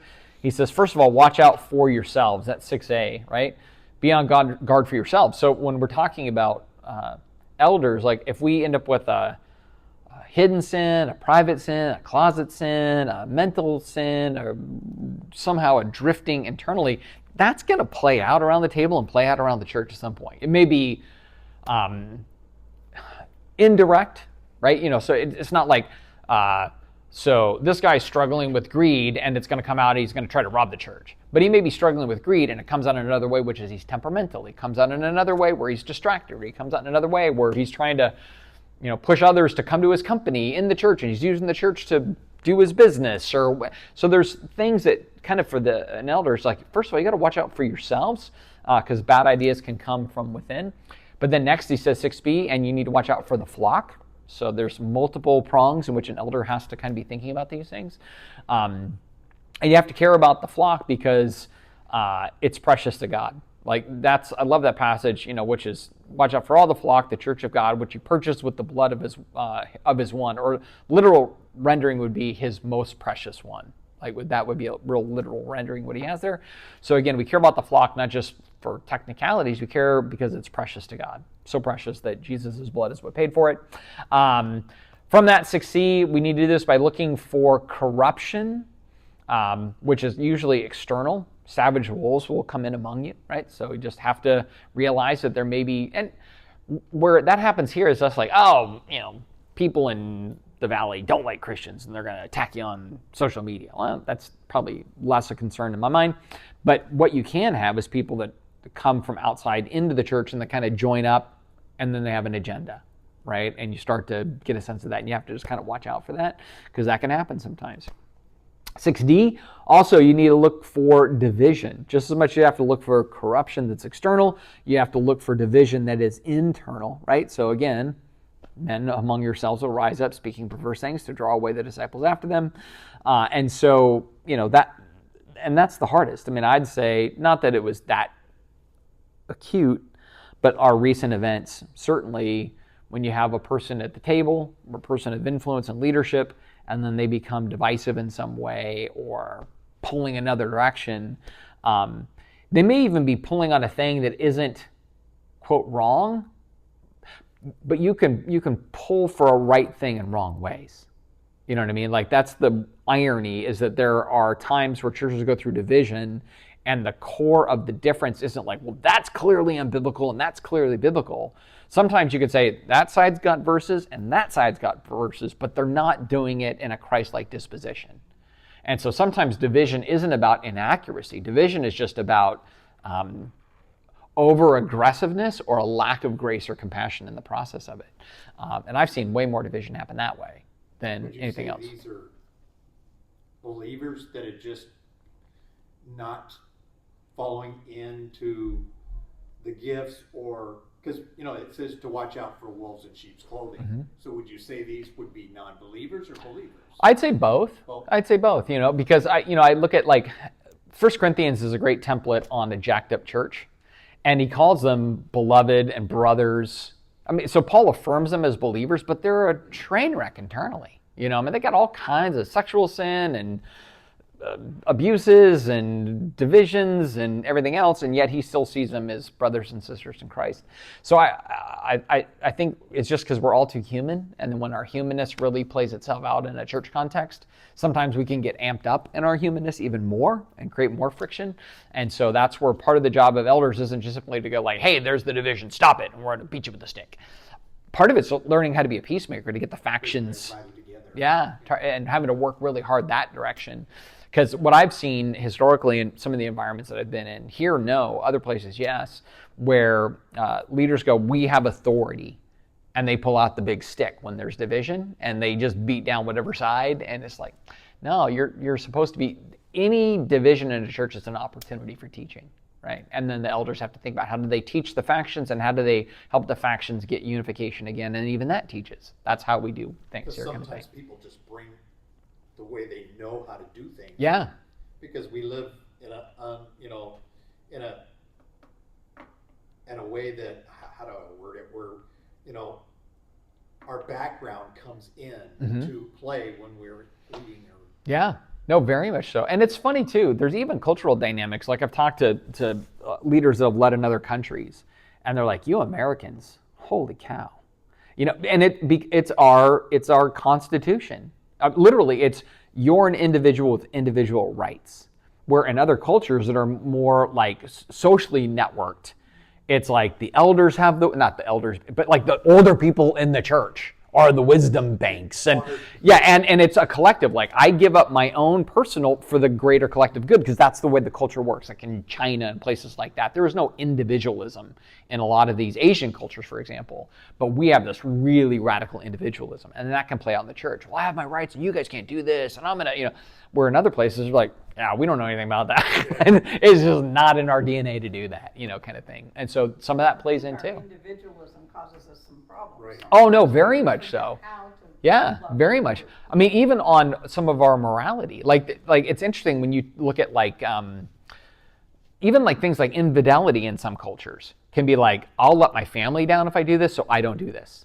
Where in our culture it's like, but I just feel love toward them, you know, whatever it is, you know, you can't stop love, you know, and I want what I want. Where in other places like, no, man, you suffer personally for the greater good of your family's honor, you know, and that kind of thing. And so it's not always our strength, you know, for sure. Sometimes it really gets in the way.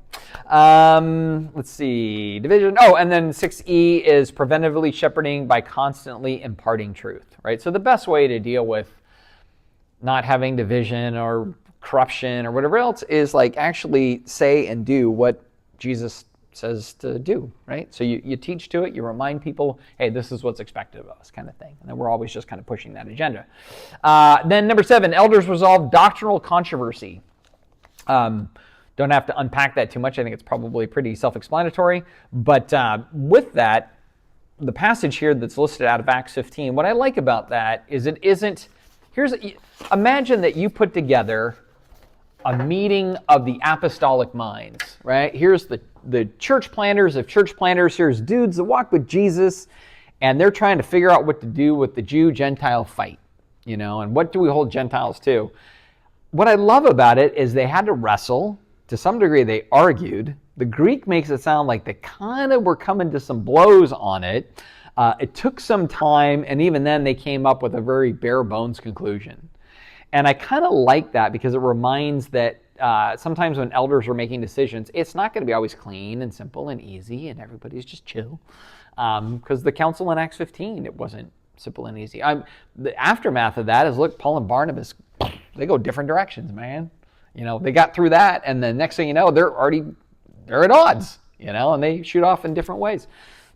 You know, think about Peter and Paul in Galatians 2. You know, they had a big fight about who's sitting with who when you're eating food, you know, and that kind of thing. So there can be tensions, but still the job is to try to come together and solve the problems, particularly in their case, it was doctrinal problems.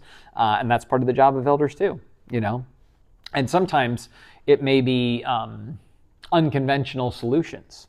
So it may not be like we had one. So I'll put myself on the hot seat for a minute. So we had one last year where we had somebody going, well, Matt doesn't hold to our doctrinal statement completely, which is very accurate. I do not. It was a personal conversation, but I'm like, yeah, I even wrote those bylaws, and I don't know about that point anymore. And it's about penal substitutionary atonement. We talked about atonement last time. And definitely 13 years ago when we started off, I'm like, oh yeah, I'm totally into penal substitutionary atonement. Since that time, I've come to more of a conclusion that, like, man, of all of them, I think that one's the most problematic for a number of reasons. And so we were just talking about it, like, well, according to the bylaws, if you don't agree with the doctrinal statement, you're not supposed to be a member or a pastor in this church. And I'm like, right, but I'm not teaching heresy. I'm just saying I'm not sold on that point anymore. I'm not. Like, it could be in the mix, but I think there's a bunch of others in the mix too, and it's a number of different things that describe atonement, and I think that's more faithful to Scripture. So I'm going to be more faithful to what I think the Scriptures say than our doctrinal statement that, by the way, I wrote. Not sacred, not inerrant, not, whatever else. And so the elders had to come together and go, well, okay, well, we have a teaching pastor who doesn't agree with this particular point, even though half the elders don't agree with that point either, right? What do we do with that? We have to change the bylaws and then submit it to a vote of the members, which I'm hoping to see done in the next couple of years to make a change to our doctrinal statement. It's a very Calvinistic doctrinal statement. Like, if I really simplified it, our doctrinal statement is boldly Calvinistic for anybody who understands the nuances of it. And I'm like, yeah, we're not really that collectively anyway. It doesn't really represent us as a church. But in our birth and inception, I think we were grounded a little bit more in that. And so anyway, all that to say that the elders had to meet and go, hey, is Matt violating the bylaws? Yes. Is Matt heretical? Well, no. Right? And is he intentionally violating? No. I just won't teach that as the only option. I'll say, hey, there's 7 different atonement options, and they all have validity. Isn't that cool? And so that's an example where they had to discern a thing. And if they just went by the letter of our doctrinal statement bylaws law, they'd be like, we should fire Matt. He is in breach of this one subpoint, And they're like, yeah, that's dumb. You know what I mean? He's not teaching heresy. He's not saying there's no atonement or Jesus didn't come, live and die, or any major thing. And so that's one of those areas of just having to have discernment and when you're looking at things, and that's what they did with me. But part of it was like I was recused. They had to meet as a board, took a whole Saturday to meet about that kind of stuff. And they're like, yeah, wait, no, it's not heresy.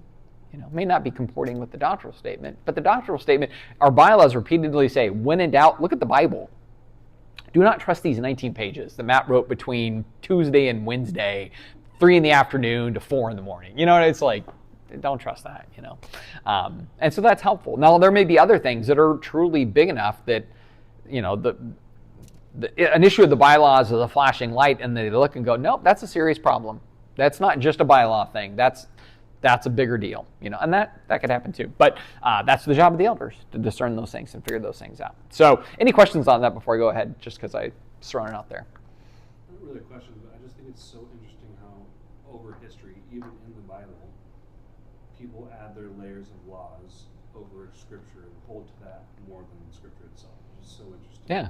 Now, I would say what theology is that very exercise, which is why I'm always like, when people talk about doctrine or theology, I try to dial it back more, just because I think we almost make sacred our extensions and conclusions of a very, I'm happy to call the Bible a messy text. As far as it's just like, we're not fully in their sandals, it's ancient, those languages are mostly dead.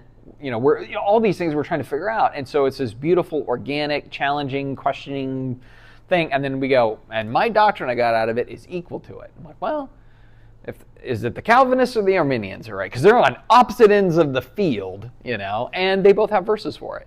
I love that, and so having a little bit more of that open-handedness. But there is certainly environments where we again, we almost make our conclusions inerrant, and sacred, and it's like, well, they're tools, they're clumsy tools, to try to figure it out, which is probably a little bit more our tone nowadays. I'd say even that's probably the big jump for me.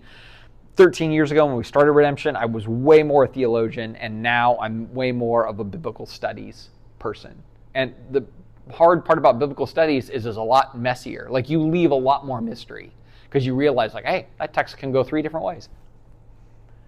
Which way do you go? Yeah, and I'll go like, you know what? They all have strengths and weaknesses. Let's just be honest about that. We're doing our best we can with what we got. Like God gave us this book, but he didn't give us the decoder ring that says, all right, this is the way you inerrantly interpret it. It's like you can have an inerrant text, but we don't have an errant interpretation of the text. We're all going to be flawed and errant, and then we're doing our best and just trying to be honest about that too. And I think then humility is the key to that. Because I've certainly been, my heritage was definitely more like our answer's the answer. You know, we do it right, nobody else does it right. I'm like, well, sounds culty of us, okay, you know, whatever else, you know, that's cool. So, yeah, you're right. I think there is a weird overextension of conviction on things where it's like, maybe we should dial that back just a little. Well, just reading through, like Mark, you can almost get a sense of genuine frustration from Jesus about people trying to hold to certain laws that were created to help as guiding pieces, and they're focusing on the laws instead of the core. Yeah. And it's like, look, just love everyone, love each other, and do as I do. Go ahead and eat bacon. I'm gonna heal this guy on the Sabbath. You're gonna get mad for reasons I can't fathom, but you're elevating your rules over mercy and grace and compassion and kindness and love. Yeah, yeah. Just do that over and over. Yeah, yeah. No, it's wash, rinse, and repeat. That's for sure. So, yeah. It seems like the more loosely then we hold those things that are mysteries, the easier it is to hold tightly to the small truth up like the Nicene Creed. Yeah, yeah. No, and it really is the Nicene Creed where I'm hoping that's the doctrinal statement replacement. I want to get to that. I think there's a number of reasons I really love it. You know what I mean? So I'd like to see us extract our whole doctrinal statement and in its place put a much more historic Orthodox creedal statement.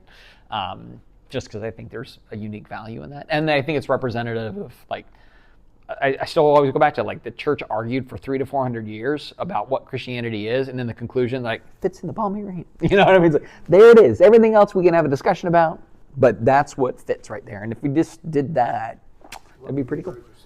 Yeah, you know, I mean, it really is like love God, love your neighbor. That's the way I love how the Sermon on the Mount kind of wraps up. You know, I'm like, hey, after these 3 chapters, what can I say? Golden rule. You know, and it's like stamp it right there. So, all right. So number 8. Says, elders admonish, encourage, and help with patience. Admonish, encourage, and help with patience. And then it has this passage out of 1 Thessalonians chapter 5, and then below that is just re-articulating it all the way down the rest of page 104, where it's just breaking out like this is what they do. That we as a church appreciate those who diligently labor. We appreciate their work. From that, they have charge over us. That's their authority. They give instructions. That's their job. They admonish the unruly. That's what their job is as well, which is, for us here, we try to admonish the unruly in grace and care, right? Like, so, again, I go back to my training environment, early pastoral world, is that they admonished pretty dictatorially. Like, it was just like there was joy in confrontation. Like there was a sense of like even in the preaching, we used to joke that like only if you came out pocked full of arrows because our teaching pastor made you all feel like trash for 45 minutes. You know what I mean? You're just it was like Jonathan Edwards every week. You know, there's like this, and only like the worst of Jonathan Edwards. He's just throttling you the whole time. They're like, that's right, I came out so beat up every week. And there was this sense almost like there wasn't a lot of inspiration, encouragement, or grace. It was just a lot of like, you stink, you stink, you stink, and God wants more from you, you know? And so that was certainly one of those things that at first I was all about that. Like, yeah, that's right, man. Let's ride them. Got to ride them. Everybody's a shallow Christian. You got to ride them into depth. And then I realized, like, I'm not inspired by this after a while. This is terrible. There's a time and a place to admonish the unruly, but we want to do this in a way that is, again, wooing and encouraging people onto a right path as opposed to guilting and shaming them onto a right path. Because what I've tended to find is that using guilt and shame as the perpetual tool, the stick instead of the carrot, either really discourages people or they start to hide their stuff. Like they just get better at hiding what's really happening so they don't keep getting beat with the stick. until things blow up, and that's not great. Underneath that, it said to encourage the faint-hearted. I love it in Greek. It literally means small-souled, right? Just those people that are kind of crushed under their own weight or kind of hurting in some way. You want to speak courage and hope in that sense, and then help the weak, right? And so it can be morally weak, financially weak, physically weak, whatever it is. Again, this is just the stuff that elders do. And then you have the top of page 1 of 5 there, to be patient with everyone, right? And that's hard because some people it's easy to be patient with. And other people, like there was one guy that I was meeting with pretty regularly, and I didn't find it hard to be patient with him. But imagine like you're meeting with the same person for about 2 years over the same set of problems, and you're after a while you can be like, you know what, you're not taking this seriously. I don't want to keep. Why are we meeting? It's always the same problem. You know what you're supposed to do, you don't do it. Like it can be really easy to get just impatient with it. And yet I've also found, like in that case, right, it's like you just feel like, are we getting anywhere? And then like 2.5 years later, something finally clicked. And I always wondered, like, had I given up and just said, dude, why are we meeting still? I don't know, maybe he would have done the exact same thing. I don't know. Maybe it still would have resolved and he gotten his brain screwed on tight or whatever else. But there was something about just being willing to be patient with it, that I think in the end, it finally clicked, and it was a net win in that sense. But it really is about just trying to bring people along as best as you can in that sense. And then that last part, see that no one repays evil for evil, but always seek that which is good from one another and for all people. Again, part of the heart of elders not only being patient, but they also have a sense of diplomacy. We use a term around here a lot, which is coach. This idea here is what we try to do. Always seek what is good for others, and in that process being patient. We just try to look and go, hey, we're not here to be referees, we're not here to be authoritarian, we really are here to be coaches, And that was one of the points in this thing we recently went through for the last 6 months, where we had an elder saying, when we say, can you coach them? Can you coach this person you're at odds with? And they were literally like, no, I'm not going to coach them. This is a real problem for an elder that is refusing to coach a person. If that's going to be your tone, I don't want to coach them. That's not us. That's not how we do things here. So if you're going to hold them responsible to things they're not doing, but you're not going to come alongside and help them, then you're just judging them. That is not healthy, and it's not good, and it's going to end poorly, in every instance. So here, I'll just wrap these up really quick. Number 9, another thing the elders do, they pray over the sick. James chapter 5. In some ways, they're just being a surrogate of the devotion of the person that they're praying for as they come alongside and pray over them. And then number 10, elders receive giving and distribute funds. That comes out of Acts 11:29-30. So like in our context here, elders really are in control of the budget. So in some churches, a budget submitted to the members vote on the budget every year. That's common in both Methodist and Baptist ranks. But we kind of looked at this and said, no, it seems like the elders are responsible to that. Now, we report the finances every year. We have an independent outside audit from a non-Christian firm. We even went with a non-Christian firm on purpose. Because like, hey, we want the world looking at our books. That keeps you honest. And then the other, there is some Christian organizations out there that will do the financials for churches and stuff like that. But we found that to be a little bit of a weird conflict of interest. So we pay you to do our books, and then you do it only for churches, and then you market how you do it for churches. And so we're both your client and your marketing at the same time in a weird kind of way. And there was stuff out of the, what was it called? The FCLA or whatever it was, that they got under fire because they were doing the financials for churches to say, hey, they get a green light, thumbs up. And then whistleblowers were showing that churches were doing a lot of stuff with money they weren't supposed to, and this organization was giving them like 5-star reviews and their books are good. And it's like, no, your books were bad, and they were giving you a clean pass, and they were not doing their job. But because you were a mega church, and they could say that they were doing your financials, and it was supposed to look all good, and therefore you had more churches that wanted to hire you for your financial responsibilities when you weren't responsible. It was just a whole mess. So we just kind of went like, hey, let's just find a local CPA, and they'll do our books. And then we report that to the members every year at the annual meeting. So, yep, that's one of the verses we got for why we do it that way.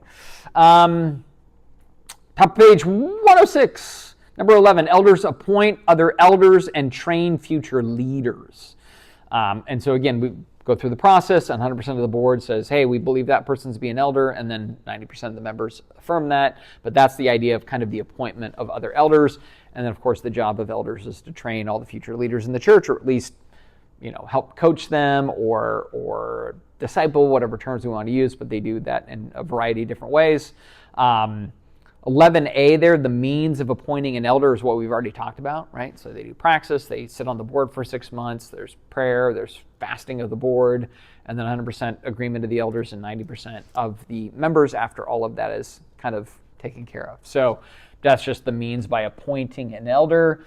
And then number 11b, the sobriety in appointing an elder. 1 Timothy 5:22 says, do not lay hands on an elder too hastily and thereby share responsibility for the sins of others. Keep yourself free from sin. Sam, I go back to what you said about even if somebody came back a decade later, we probably should have a little bit of that sobriety. Like, we should sit down and talk more. How have you changed? How have we changed? Is this still a good fit or not? Because again, you'd rather do it on the front end than on the back end.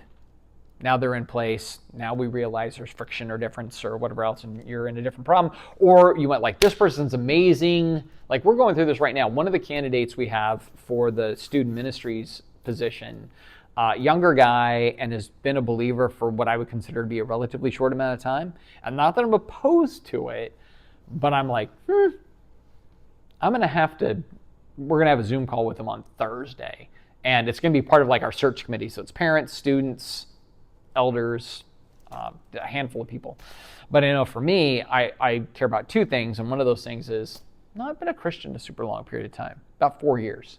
Is that laying hands too quickly? Not that they come in instantly as an elder. They come in as a director and then they have to go through praxis. Even a future pastor, vocational pastor here, starts off as a director and has to go through praxis. And the whole process like everybody else does. We didn't originally do it that way, and we've adopted it in the last 7 years or something like that. But that's one of those things like, I'm a little nervous about that. Got to see where that goes. I'm not sure how I feel about his length of time as being a Christian right now. I'm just going to wait and see what happens with that. So, also number 12, elders protect, rebuke, and remove fellow elders. That's what I go back to. The elder to my left and the elder to my right has equal authority as me.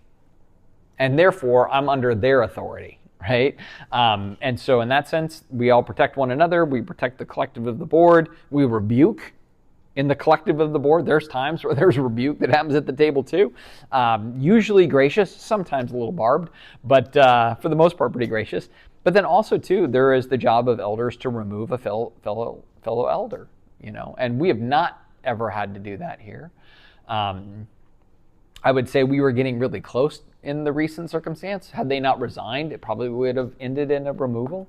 And it would have been particularly hard in that because if you look at this passage in 1 Timothy 5, it says, do not receive an accusation against an elder except on the basis of 2 or 3 witnesses. So it isn't just like somebody comes in and says, Matt did X.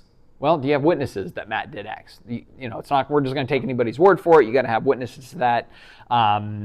And then it says, but if you do have witnesses, those who continue in sin rebuke in the presence of all, so that the rest will also fear of sinning. We interpret that here as being, let's say I did something sinful and foolish, and the elders go, we're going to have to remove you, but also say it in the presence of all. We see that as the whole church. And so it would be like, hey, here's what Matt did. We're not doing it to shame him, but everything teaches, even his moral failure is a teacher. In that sense, don't duplicate what he's done kind of thing. You could also have an elder that maybe it doesn't rise to the level of removal, but they did something sinful and they're repentant, and you go, you're going to put them on a probation.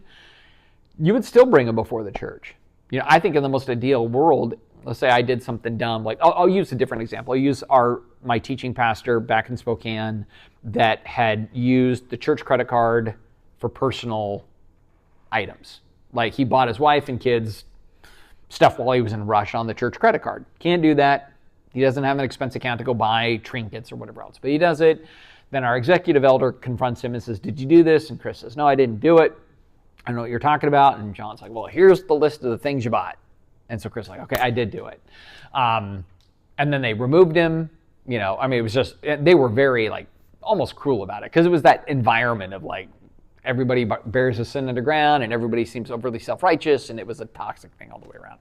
I think a more appropriate thing would have been like, hey, Chris, you know, you did do this. You lied about it first. We're going to put you on probation, but you have to go before the church and say, this is what I did, and this is why I'm on probation right now, and I'm going to be out of the teaching circuit for 6 months, and this is the regiment the elders have put me on for restoration, and I support this. Like, that could be a really great teaching environment in a lot of ways, and there's still a consequence, but it's not permanent, and that kind of thing. And that would be an example of something that would be kind of in the spirit of that 1 Timothy 5, where the person takes ownership. It's not a permanent removal, but they're still saying, I did this. I confess before everybody I did it. Don't be dumb like me and do dumb stuff, kind of thing. Because again, everything can teach.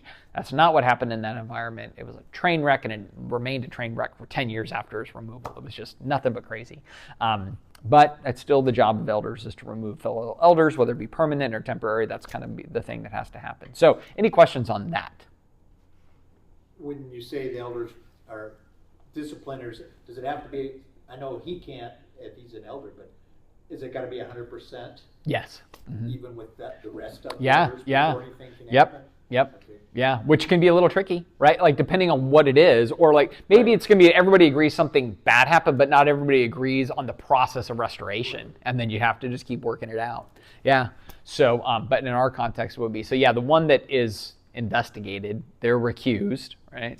And then they just have to collectively. I think I mentioned this here. Like one of the times, it was about whether I would stay on in my position, so I was recused for the elders to decide, was when my son came out.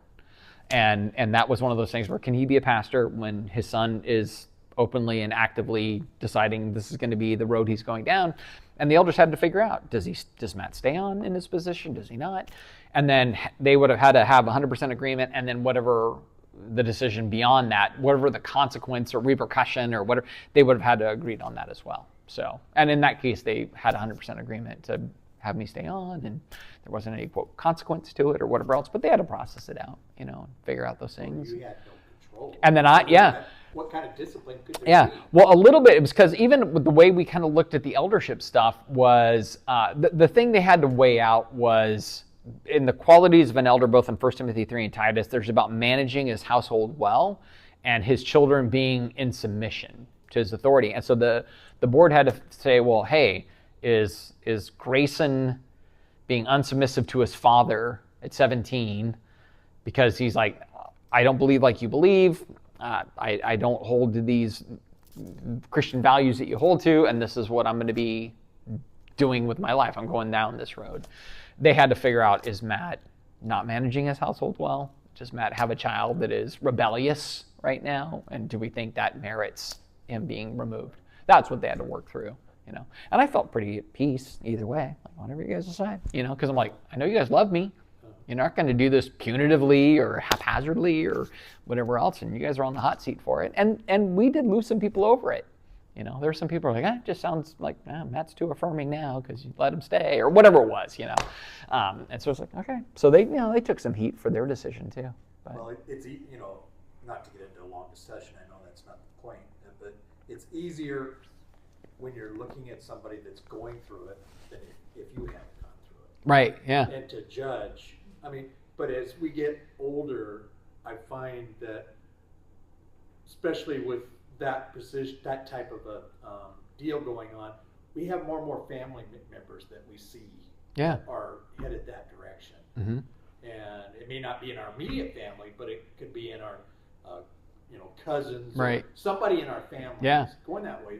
We have no control over that. Right. And I think that's what they came to. Well, they did two things. One was because they knew they were close enough to, like with me and my family and everything else, that they could be more like, yeah, we love these guys too much to take an action we shouldn't. But then they also went like, but are we overly sentimental and we need a little bit more objectivity, which is why they brought in Westminster Seminary out of San Diego, because Scott had some friends there just go like, hey, we need another set of eyes on this, not as decision makers, but as just advisors. Like, what's the wisdom? And their thing was, Jesus was the greatest teacher, discipler that ever lived, and Judas betrayed him, and his fellas ditched him, and like, even the best family is going to have some messiness in there, kind of thing, and God's kids really came off the rails. So they were like, but they were just an outside, didn't have an emotional dog in the fight, and could give some advising that says, you guys are probably pretty good keeping him on. Unless there's something else in there that you think that's not healthy, you're probably good. And it might even be beneficial to the church in a different kind of way to leave him in his position. So, which I think there was a net gain out of it. But, they had to work it through, and they needed a little bit of objectivity in the process to kind of figure some of that stuff out. So, let's see, where are we at here? 13, elders who lead, preach, and teach well are worthy of, you can say, financial support. This is really, again, this idea that the double honor, this is seen as kind of a euphemism for financial support. And so, which is why then Paul quotes the whole, you shall muzzle an ox while it's threshing, and the laborer is worthy of his wages. And so here, even though Tom's an elder, but not paid, the only difference is he's not paid to be freed up to do a particular job here. We're like, so I'm paid to be freed up to do a particular job. And so we just realize that some of those who are worthy of this unique support are doing a particular kind of job, that to try to do that and have a full-time gig elsewhere would be hard, or maybe for a church of our size, maybe if it was a small church, you can do it. But for us, we said, hey, we financially support certain elders to be freed up. That was very much Scott. Like when I came here, Scott was a part-time junior high pastor. And then we had a bunch of this other staff. And then within 3 months, I realized the church was massively underwater and wasn't bringing in what it was spending every month. And so I laid off more than half the staff in my first 6 months. And one was an executive pastor that had been there for a long time and actually had wanted to be the lead pastor and pulled his name out of the hat at the last minute and that kind of thing. And I had to lay him off and lay off the full-time high school pastor and lay off a bunch of other people. And then Scott, I'm like, I want to make you full-time and then bring you on to do mini jobs because you're really good at doing many things. I needed a utility knife. I needed a Swiss Army knife. I needed an R2-D2. I did not need... one dude could do 4 people's jobs kind of thing. And so that was another, like, you're good at this, we're going to double honor you for the purpose of that. So hard decisions, but ultimately right decisions in the end. And Scott's still just a total Swiss Army knife. So any questions on that? If not, page 107. We're actually going to pull it off tonight, guys. With 6 minutes left, we're going to finish. Number 14, elders possess authority and expect accountability from God and Jesus. I just bring this up because, again, in the background I was in, it was all about elders have authority, elders have authority. And I remember at the tail end of that, when I would see abuses of that authority, I'm like, man, they're also accountable. They're also accountable to Jesus. I would say they're accountable to the people. Like, they're accountable to many things. And so we always wanted there to be that tension. That it isn't like you just have say-so and you have control and authority, but you will be accountable for everything you do. You will stand before Jesus, realize that. Scott says it a lot. He's like, I know I'm going to stand before Jesus on this, and so this is why I think we should do this. And that's a healthy way to be looking at everything that we do. So accountability and authority come together.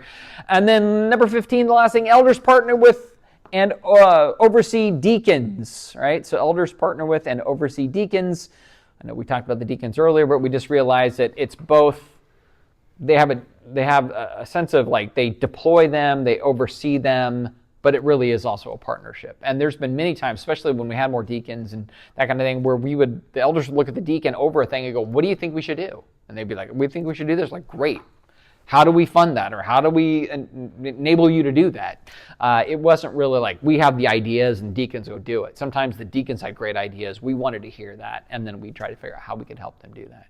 So much more symbiotic that way. But I think that's kind of the tone even at our staff level now.